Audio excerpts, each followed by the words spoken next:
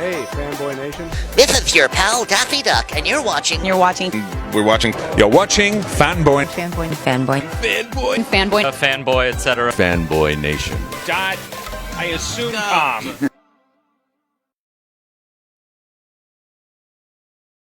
Hey. We have to tease you guys. You guys colonized all our ancestors. Oh yeah, no apologies about that. It's not your fault. It's the old lady sitting in Buckingham Palace's ancestors that are the problem. So. Now I'll go missing, so it's okay. Oh, don't even joke. I'll end up in the British Museum with every other artifact that my ancestors had removed. But Scott, man, how are you today? Congratulations on Fall. Thank you. I'm good, thank you. I'm very good, thank you. Co-writer and director of the film, very intense. Only people of Western European ancestry, and I'm sorry to pick on you for this, will decide to climb a 2,000-foot abandoned tower and go, you know what, this sounds like a good idea. Yeah, this is true. It's there is a ludicrousness about the movie, right? In terms of like what's the craziest thing you can kind of get into like this, and it took kind of inspiration from what was around. Like we like Jono and I, we really want to do this film to really tapped into the horror of heights, right? And it's kind of okay, what's the most extreme place, and we looked through a bunch of influencer YouTube kind of videos that were out there, and looked at different kind of sequences that were done, and we came across these real towers in the middle of the desert that kind of bounce radio signal back and forth, and it just like pin drops. And we saw like some video of a guy go up there and change one of the bulbs. Actually, it was what kind of inspired us, and we're like, holy shit! Like getting these characters up there from a kind of conceptual perspective, it was that was the driver for sure. My God, man. Just the fact that this is a story in and of itself, and people will actually climb these towers. Like you said, the guy that gets paid to climb up there and change the light bulb on this thing. Then but there's also the thrill seeker aspect of, you know what? Let's see if we can do it. Yeah. I think that's, and that's I hope the lesson of the movie is like, don't do this because it turns out bad. Because it petrifies me watching things. And I think there's also an element of like the filmmakers of today, like with kind of the influencer crowd. Ultimately, there's an intimacy to those kind of those experiences that comes through in a way that often kind of cinema can't replicate. So it was like taking some of that and really putting a point of view experience and try and kind of capture that roller coaster ride through a point of view was really important. So it kind of did influence that. The other thing that influenced it heavily actually was Free Solo, the documentary where Alex climbs the El Capitan, and I thought that really tapped into the kind of psychology of height too. So there's a few things that kind of factored into it, but yeah, to really want to kind of carry that across was important, I think. But the influence thing, there's also like the arc, right? The life lesson of like being yourself, being honest about things, and I think that's a theme that kind of carries through the movie. Really, it's about facing your fears, and it's about, I think there's a kind of candy wrapper story that wraps out a much more human story at the core of this thing, and it was important to kind of try and tell that in the right way. And most importantly, who would you like to leave stranded on a 2,000-foot abandoned tower?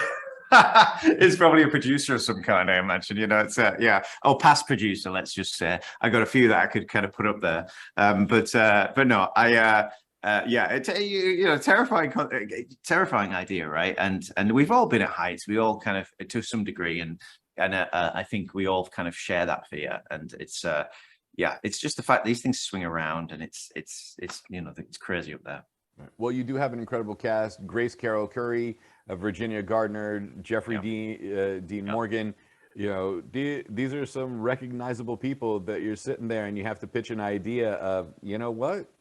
Yeah. The movie takes place on top of a tower, and now you have to have the negotiations of, are we really going up 2,000 feet, or are we going to use some movie magic? And I'll be honest, that negotiation went slightly differently in the sense of like, in terms of the process of casting.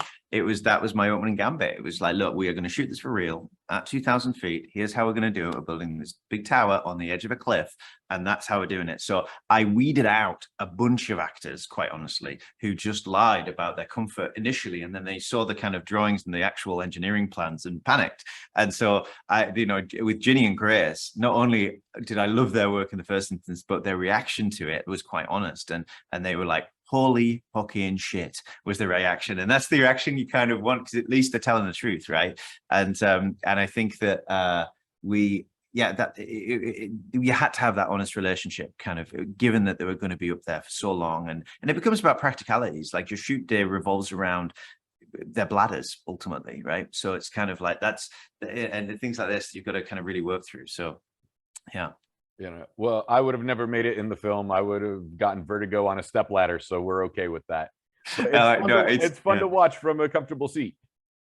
Yeah, it is. Well, hopefully the purpose of this film is to be able to experience it without actually climbing the tower. So, you know, that's the thing, is it's experience the thrills without actually having to go up there. But hopefully it goes up there for you. Is there going to be one of those experiences, like those 4K theaters with the surround screen and the vibrating seats to feel? You know what, there is. I haven't done it yet. I'm tempted, like myself and the cast crew. We were thinking of checking that out actually this weekend, but I haven't actually been on it. But I think that the truth is, with this film, look, we shot it on IMAX. We did it for the scale and the size, and we did it for real, so that it all comes through. And so the biggest screen possible for the most kind of immersive experience possible is what I kind of keep encouraging people, because it's really, that's what it was built for, you know. So yeah, that's what I recommend. Yeah. Well, it sounds like you're doing something right, especially with a film like this in IMAX, and it makes sense to watch it in that sense. Yeah. You know, and this isn't a horror film, this is a thriller, and we have to make that distinction. But there are horrifying elements of it: vertigo, heights, you know, all sorts of aspects of human interaction. You know, when there's just the two of you in awkward silence on top of being trapped 2,000 feet up, it's not going to be the most comfortable situation. No, it's not. And then those moments, like it's kind of like, I guess it's taking the concept and saying, okay, here's this concept, which you could easily say, oh, is that really enough for a movie, right? Because you could say they're on that platform for the whole movie, really. But that's the fun of writing it, is you find those elements, and you kind of and you kind of play out, look, these are the different kind of flavors of palette of your horror of heights, right? So I think we did that. But hopefully, you know, I think the film, there's a lot of surprises in there, right? So I think that, and that's what I like in a movie, is that it gets ahead of me and it kind of surprises me. I watched it with my kids, by the way. I tested it on my, because originally this film actually was originally it was an R. It was a very kind of potty mouth, a lot of F's and Jeffs, right? And because Ginny and Grace ad-libbing at the top of a tower led to a lot of bad language. And it wasn't going to get a wide release because it was too kind of limited in what audience it was. And really the heights was kind of really what we wanted to kind of, the thrill of it was what we wanted to accentuate. So we did this new process with the new technology to change the dialogue in the movie, which is one of the things that kind of happened at the very end that enabled it to get a PG-13 rating. And with that, I was able to show my kids the film, which is what I really want to do. But I watched it with them the other day, and there were people like screaming in the front row at certain bits, and I kept looking at my kids, and they were just hid like this the whole time. Like I think I've traumatized my children by forcing them to watch the film. But in a way, that's a kind of, you know, hopefully that's a reactionary statement for where it takes you. Well, yeah, on the bright side, they'll never want to go to Six Flags or any sort of theme park with roller coasters. That's you know, you've totally tagged on it. Someone said to me the other day, right, with the other film that's tried to be an experiential cinematic experience that's really pulled it off, like totally pulled it off, is Top Gun, right? Like, where it takes you, you're there, you feel it. And that's exactly like what we were doing with our film, but obviously in a much kind of smaller basis of, you know, a small team up a height on a mountain to capture that. But I think someone said to me, like, Top Gun feels like Disneyland, and you have, like, you know, your California Screaming and whatnot, but it feels like this is Six Flags. It's like the intense version of an experience, of a cinematic experience. So I hope people get to kind of enjoy it that way as much as possible, really. So then, Scott, the important question is, what scares you if you've now traumatized and terrified your children? Yeah, that's what scares me. I don't know if I want to give an honest answer. Bad reviews usually. That's what gives most fear. No, I am. I'm scared of heights. I'm still scared of heights. Like this film, in part, kind of helped a little bit, but actually, it also kind of made it worse because it kind of was such extreme conditions. So, but yeah, I think I still carry my fear of heights even to this day. Wow. Well, the one thing that terrifies me more than anything is movie musicals. So I think we're in a different, different okay. boat on that one. Okay, I'm planning never to do that. A movie musical? A musical version, right? Yeah. How that would be horrifying. Yeah, that would be horrifying. Trying to do a song and dance number on top of the tower. That would be hard. It'd be a challenge. Maybe the sequel. You never know. There we go. Fall 2. Fall 2, fall further. We keep joking, right? It'll be like a tower. So 2 feet taller. Well, it makes sense. Every 2 feet it gets higher and higher. Yeah, totally. With the film coming out and everything that goes along with it, and psychological horror is worse in most instances than a slasher film, but it's coming out on Friday, August 12th in theaters.